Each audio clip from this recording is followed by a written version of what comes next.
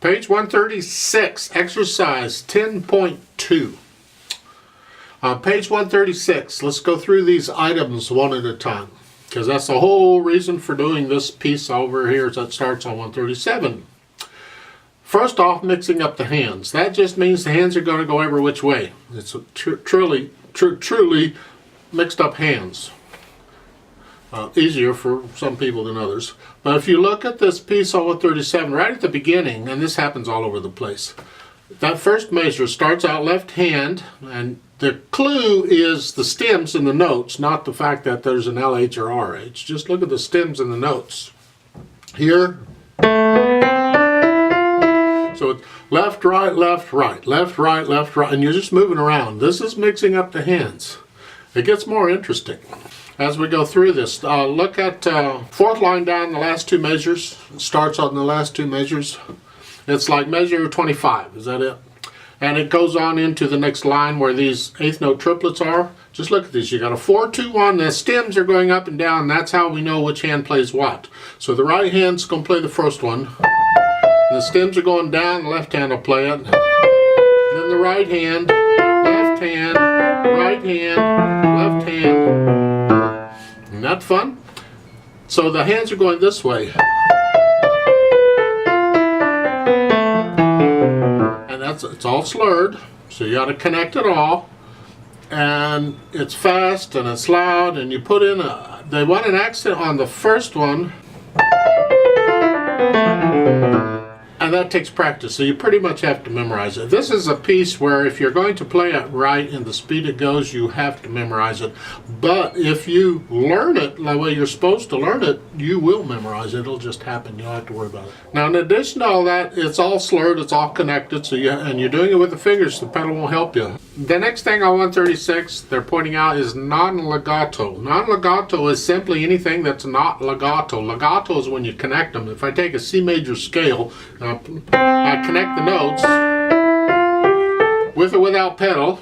As long as they're connected, it's legato. It's about the best the piano can do at legato. Other instruments do a much better job of legato than piano, but we do the best we can. Non-legato is anything else. So if I just barely disconnected,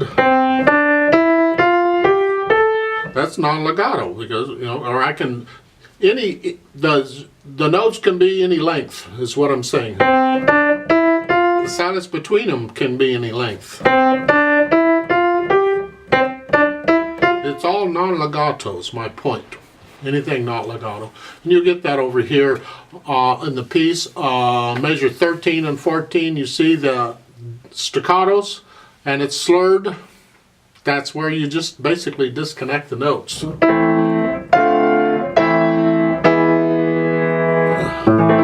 Speaking of arpeggiated chords, over on 136 they talk about arpeggiated chords. Now, I have a little problem with some of the things they're presenting in this book, because they only present one way, and there's really more than one way to look at something. I was taught different things at different times by different teachers, and I learned over time to just accept whatever teacher I had at that time, whatever they were telling me, I did my best to do the way they said it should be done. Another teacher would come along later and say, no, you do it this way. And fine, okay, I quietly did it this way. And then after I got done with these, and I've had 5 of these teachers, they're all concert pianists, all very good and very talented. Some of them had different ideas. And I was able to just kind of put it together and say, okay, this is my style.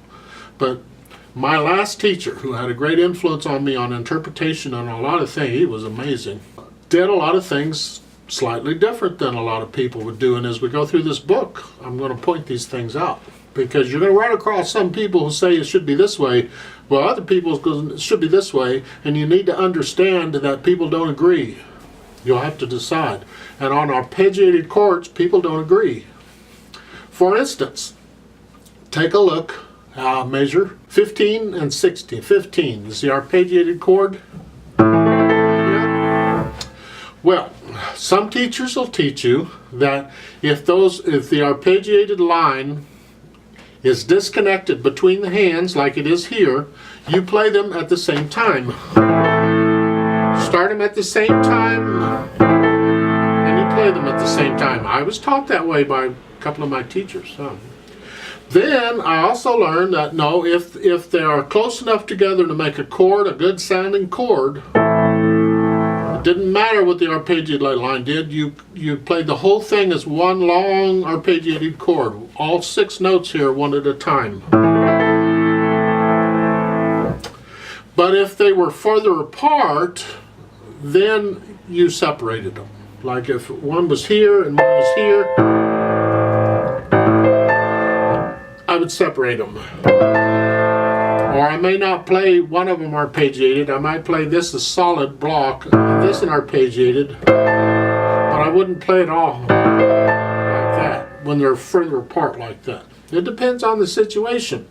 And when I taught, that's how I taught my students. It depended on the situation. Well, in this book, they're basically telling you that if it goes all the way across, then you do the whole thing like that. Otherwise, you do them together. And that's arpeggiated chords. It's basically a broken chord with a little squiggly symbol. And you just play it like a broken chord quickly. Now, there's different speeds for arpeggiated chords. You don't always play them the same speed. In this piece, I might do that, but if this were a soft piece and that were the end of the piece, I might slow those down, maybe to quarter notes. At the end of the piece, that's still an arpeggiated chord. I just played it really slow. I rolled slow. Gotta roll slow sometimes. And that's that. Now, let's talk about this piece that starts on 137. You're not going to do a play with me, because hopefully you can get the rhythms and the notes by now, or otherwise this piece is way over you. Don't try it. Go find some other piece. I assume you're looking this up for some reason and you're trying to learn something about mixing the hands or non-legato or arpeggiated chords or something. But you don't necessarily have to use the example they're showing to understand that. However, this is the example they gave, so this is the example we're going to use. I want to talk about this piece of music. Most piano students, if they advance enough, they will play this piece eventually. And it's a fun piece, it really is. It's a great piece to play for people. It's showy once you get it. I mean, if you're playing wrong notes and all, it's like bleh, but it's still showy. At the beginning, you see the Allegro Vivace. Allegro's fast, Vivace's faster than that, so now we got a faster than that, or something like that. So you have to decide what that is. It's a 1, 2, 1, 2, 1, 2. This is not as fast as you can go. There's faster than this, but 1, 2, 1, 2, and you go. You have to decide how fast you want to take it. Now, when you're learning it, you're going to go slowly and check everything. And you're going to leave out the pedal. I'll get to the pedal later. Let's just talk about this other stuff. At the beginning, left hand, right hand, but I like to use the stems. I don't read the LH and RH. I want to see the symbols. So the left hand starting because the stems are going down. The next measure, it's a marcato. That is a oomph. Give it a solid accent. You're going to this note. That's what you're after. And then the right hand gets that staccato. You just bounce off the keys. This is medium loud, so don't get carried away, huh? You could play that marcato note loud because it's a marcato note. And then you do it again for the next measures. Now we're going to do it again in the next measures, but different notes. And there's a B flat there. Watch out. Again. Then on the second line, third measure, which is measure 9, is that it? We come down. It's going the other way. Big deal. You have to be careful here because when you're playing a black key like that, the black keys are narrow. You have to be really, really careful because it's easy to miss them or get off, and that just ruins it. It's got to be solid.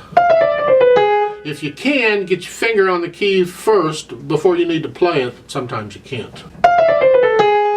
And then again, different notes again. Watch the F sharp. And the chords, by the way, is the last chord on the second line, 4, 2, 1. Good. And these are staccato, so you're going to hold the... and then it's connected to the E flat, which is in the measure 13, third line. It's staccato. It's non-legato. They're separated. So you're here from the measure before, and then you're here, then here. Bring out the top note in the right hand, and then the arpeggiated chord. People will do this differently. They will. I play the first note on the beat. Some people will say, no, you play the melody note on the beat, so the other stuff has to anticipate it. So it's like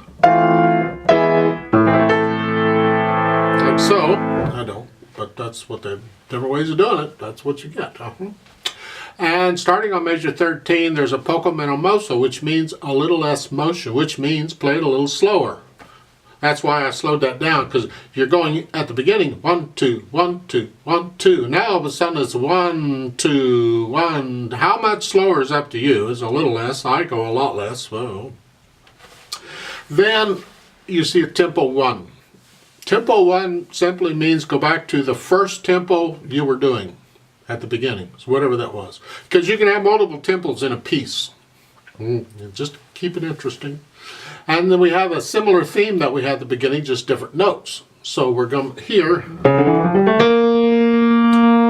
And then the right hand is soft as you do this, and it's legato, not non-legato, it's legato.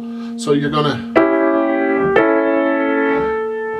to connect, well, the melody's the top note. That's what we're here. So it's kind of a counter melody, but that's the idea. So do your best you can with the hands. Connect them as best you can. You can't connect these totally, but do the best you can. The pedal will help a little bit, not a lot, because you see in the next to the last measure on that line, the left hand has staccato. And you can't pedal that or you don't get staccato. So you have to do the best you can with the right hand, because you, and it's soft. Soft in the right hand. Didn't say anything about the left hand. See, if they wanted it soft both hands there, they'd put the P between the stabs. The left hand. So keep the left hand louder. Mezzo forte.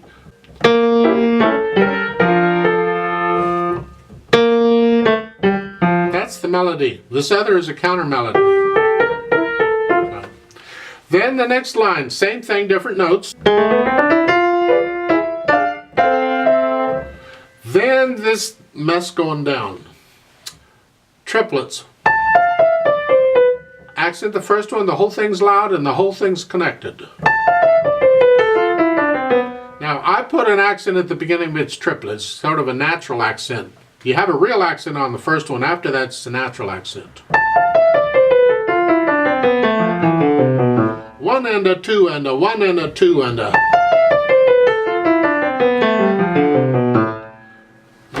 Because when you take that up to speed, it gets, it moves. So that takes us down to the bottom, and then we're soft. Notice the P's in between, so it applies to the melody. The melody right now is the top note in the right hand. And the pedal will help you out here. Now, we didn't slow down. You keep the speed going, the tendency is to want to slow it down. Don't slow down. This, and then you're back up to what you were doing.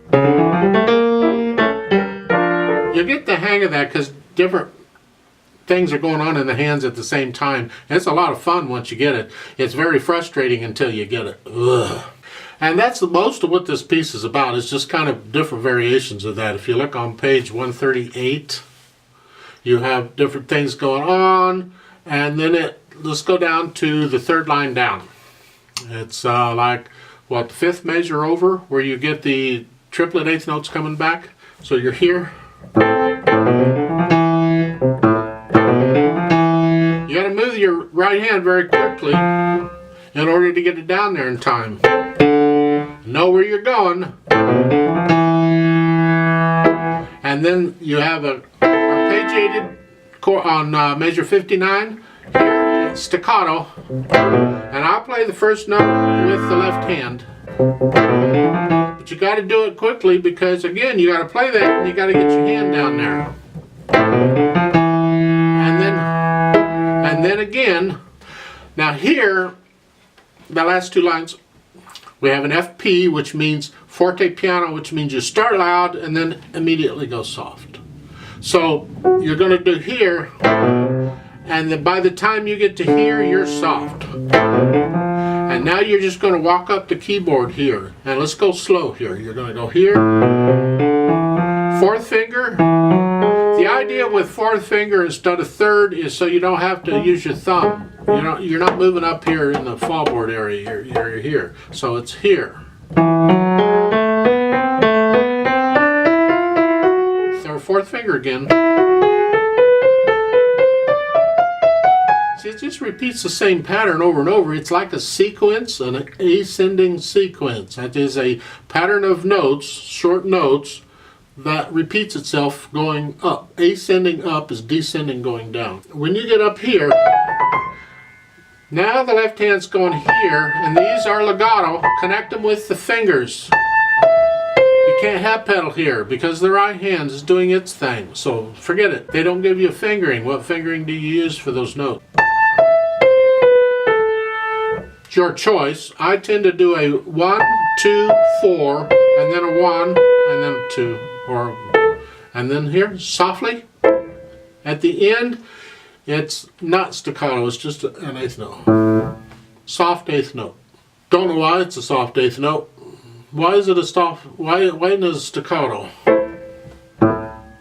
Seems like it could be a staccato, but they're not. I don't see a dot under that note unless it's a misprint. Let's go back to measure 61 again. You're starting out loud and then you're soft. Then starting on measure 62, you see that poco a poco crescendo. Little by little, get louder.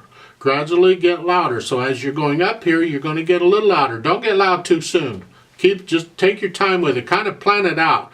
Well, if this is soft here, then the next time that 62, I'm going to still be soft because that's where it starts. The next measure, maybe I'll get just a hair above soft, not much.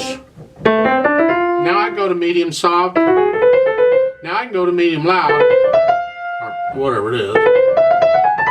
And by the time I finish measure 66, I'm loud. And then all of a sudden you come back down to soft. So real slowly, the right hand starting on measure 67, you have a rest, 2, 3. Watch the fingering. 1, 2, 3. 1, 2, 3. 1, 2, 3. Good fingering. I like that. So very slowly. It's all legato. It's all connected. No pedal. You connect it with the hands. And when I do the chord, the soft chord there, 3 measures from the end, I play the top note in the right hand a little louder than the others because that's the melody. That's what we want to hear. And then here. And that's this piece. Now let's talk about the pedaling of this piece and why they're indicating the pedaling the way they're indicating it, because you need to understand that too. It's important. And you don't do the pedal, as I said, until you've learned the piece. You've got to get the fingers and everything working first. Then you can add the complexity of the pedal on top of it. So at the beginning, on page 137, they have pedal in the second measure. And the idea is because it is a marcato note, I'm going to put the pedal down pretty much with the note. I'm going to hit it. Because I want to release all the overtones immediately. But I'm going to release the pedal the moment I play the staccato note in the right hand, because we got to have the staccato. So the pedal is very short here. But keep in mind that half note rings out even after the pedal's up, and it's going to be the same thing in each of these. You'll see it says simile at the end of the line. That means similarly. Keep pedaling similarly to this on this thing. Except, yeah. All the way through the second line, you'll pedal that. Even though there's no indication, you'll pedal it the same way. So in the measure 8, it's here. And then a couple measures, or 2 measures later, it's here. And then at the end of the line. And you'll keep it up until measure 15, and you'll pedal it. Now, you're holding it down. You say, so what's the point in the pedal? Well, listen carefully. If I play it this way without pedal, or with pedal, they sound a little different. And the reason is because with the dampers off the strings, all the overtones are free to do their thing. It gives a much fuller sound. I don't know if the electronics are picking it up or not, but on an acoustic piano, it makes a difference. So, yeah, we're just enhancing the sound there. Now, when you get over to the off tempo, or the tempo 1, in that area, and the measure after that, you pedal again. You're starting out the same way because it's that marcato. But you have to lift it up on the next measure so we get the staccato. You can pedal the last one. I don't know why, you don't need it, but you can. But lift it up on the A. You don't want to smear this. We don't want that. So if you're going to pedal that last measure there on the measure 20, pedal the first beat only. Same thing on the next line, you pedal it the same way, and at the bottom is legato pedal. It's no big deal. You have a non-legato first. It's not staccato, it's non-legato because of the slurs, so it's just disconnected. And there I do the overlapping pedal. That is, I put the notes down first and then the pedal. So here, and then on the next chord I play the chord and then change pedal. And again on the other chord. And then I'll lift it up with the hands before I go on, so I get a little bit of silence, etc. Look at the pedal indication for measure 18. That's the measure after the tempo 1. You see how that's pedaled? In my opinion, you pedal it the same way for this pattern wherever it appears. So I would pedal it the same way at the bottom of the page. The last 2 measures, I would pedal that just like that. Put the pedal down, and then lift it up when you do the staccato, so we get a staccato in the left hand. But the right hand's not staccato, just the left hand. But the pedal comes up. Yeah. Again, on measure 38, same thing. Put the pedal down, but lift it up so we get the staccato. Then on measure 44, this is just standard legato. And just keep in mind that the pickup note is a non-legato note. So here, not staccato, just disconnected. This is measure 44, the last note in the measure. And it's there, and then lift it up with the hands before we go on. Another non-legato note. Look at measure 50 in the right hand. You see the fingering? They have a 4-3. So what we want to do is connect the melody. We want to feel the melody. I preach this all the time. That's the melody. And so I finger it in a way that helps me do that. So I like that substitution. You play it with the 4th finger and put the third finger on it. To do that phrase, it's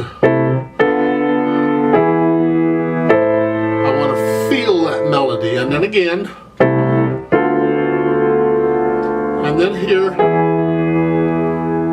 Watch out, because the middle note, the E, is tied over for 1 beat, and then you're going down, but hold the others down and lift the pedal up when you play the D, so we don't smear it, and then you go on, etc. And that's it for the pedaling. I don't pedal any of the rest of this stuff because it would smear it. It would mess up the staccatos. It just messes everything up. And that's my opinion on this piece. You're welcome to ask me questions. You know the rules. Comment or tweet me or email me or whatever, and I'll try and answer your questions.